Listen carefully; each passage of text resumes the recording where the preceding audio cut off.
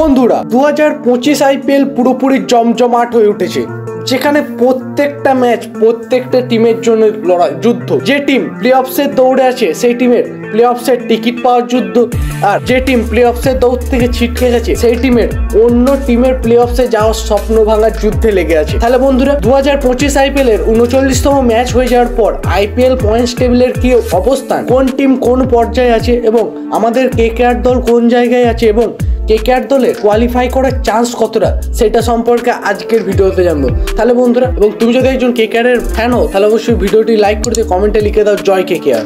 তাহলে বন্ধুরা 2025 আইপিএল খুবই রোমাঞ্চকর হয়ে উঠেছে। প্রায় প্রত্যেকটা টিমই 10টা করে ম্যাচ খেলে নিয়েছে এবং বর্তমানে পয়েন্টস টেবিলের সর্বোচ্চ পজিশনে আছে রয়্যাল চ্যালেঞ্জার্স ব্যাঙ্গালোর, যারা এখনো পর্যন্ত 10টা ম্যাচ খেলেছে এবং 10টা ম্যাচে 7টি ম্যাচে জয়লাভ এবং 3টি ম্যাচে হেরে তাদের পয়েন্টস হচ্ছে 14 এবং তাদের নেট রান রেট প্লাস 0.521। 2 নম্বর পজিশনে আছে পাঞ্জাব কিংস, যারাও 10টা ম্যাচ খেলেছে এবং 6টি ম্যাচে জয়লাভ করে আর 3টি ম্যাচে হেরেছে এবং একটা ম্যাচ যেহেতু ড্র হয়েছিল তাদের পয়েন্ট 13, তাদের নেট রান রেট প্লাস 0.199। 3 নম্বর পজিশনে আছে 5 বারের চ্যাম্পিয়ন মুম্বাই ইন্ডিয়ান্স, যারা 10টা ম্যাচের 6টা ম্যাচে জয়লাভ করে 12 পয়েন্ট নিয়ে 3 নম্বর পজিশন দখল করেছে। 4 নম্বর পজিশনে আছে গুজরাট টাইটান্স, যারা এখনো পর্যন্ত 9টা ম্যাচে 6টি ম্যাচে জয়লাভ করেছে, তাদের নেট রান রেট প্লাস 0.748। 5 নম্বর পজিশনে আছে দিল্লি ক্যাপিটালস, যারা 10টি ম্যাচে 6টিতে জয় এবং 4টিতে হেরেছে, তাদের নেট রান রেট প্লাস 0.362। 6 নম্বর পজিশনে আছে লখনৌ সুপার জায়ান্টস, যারা 10টি ম্যাচের 5টিতে জয়লাভ এবং 5টিতে হেরে সংগ্রহিত পয়েন্ট 10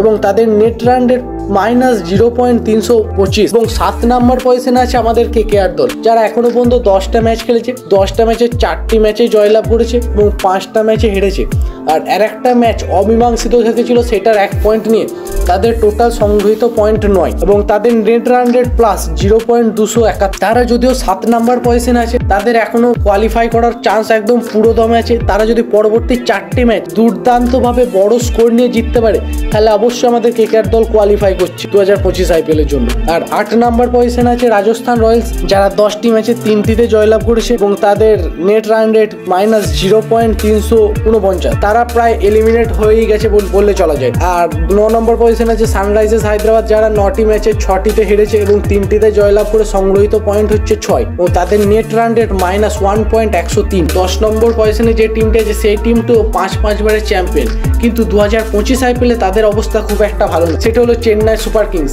তারা ইতিমধ্যে 2025 আইপিএলে প্লে অফসের দৌড় থেকে পুরোপুরিভাবে ছিটকে গেছে। তারা 10টা ম্যাচ খেলেছে, 10টি ম্যাচের মাত্র 2টিতে জয়লাভ করে তাদের পয়েন্টস টেবিল অবস্থান 10 নম্বরে এবং তাদের পয়েন্টস হচ্ছে 4 এবং তাদের নেট রান রেট হচ্ছে মাইনাস 1.211। তাহলে বন্ধুরা, এই ছিল 2025 আইপিএল এর 39তম ম্যাচ হয়ে যাওয়ার পরে পয়েন্টস টেবিলের অবস্থা। 2025 আইপিএলে তুমি কোন দলকে সাপোর্ট করছো এবং তো সেই দল এই পয়েন্টস টেবিলের কত নম্বর অবস্থান আছে সেটা অবশ্যই আমাকে কমেন্ট করে জানাতে ভুলো না।